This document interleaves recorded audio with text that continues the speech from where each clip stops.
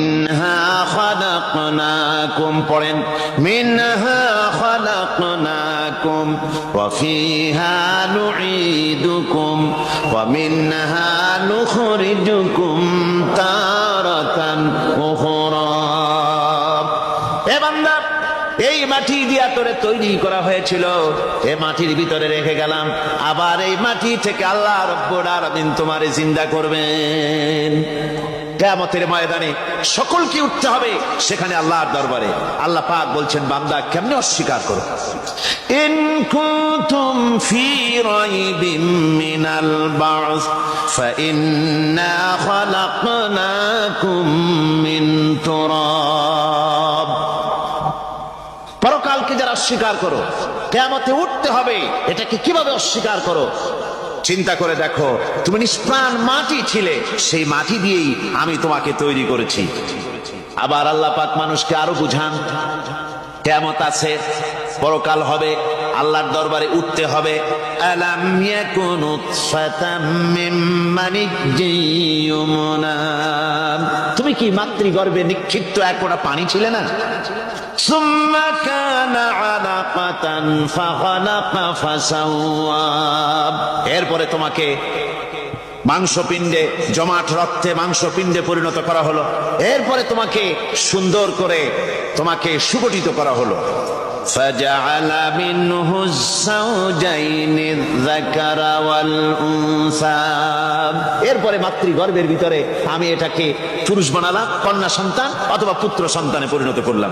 এইটা যে পেরেছে, যিনি পেরেছেন, আলাইসা যালিকা বিকাদিরিন আলা আইয়ুহিয়াল মাউতা, সে আল্লাহর পক্ষে কি সম্ভব নয় যে তোমার মৃত্যুর পরে তিনি আবার জিন্দা করতে পারবেন? কি বলেন সম্ভব না?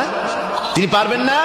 নিশ্চয়ই তিনি আবার কিয়ামতের মাঠে আমাদেরকে হাজির করতে পারবেন, এতে কোনো সন্দেহ নাই।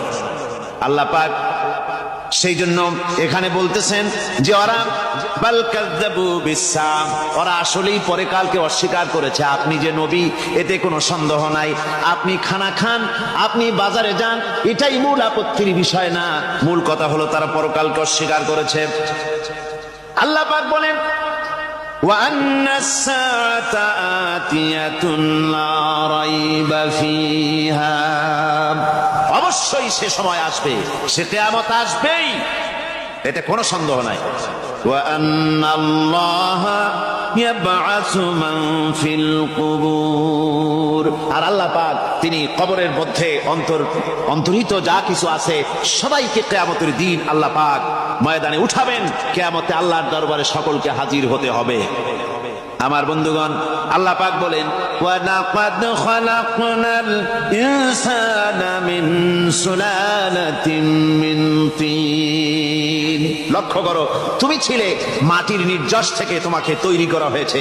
শুধু মাটির নির্যাস থেকে, তোমাকে কোনো মডেল ছাড়া, কোন ধরনের আদর্শ ছাড়া, কোন ধরনের নমুনা ছাড়া তোমাকে সৃষ্টি করা হবে।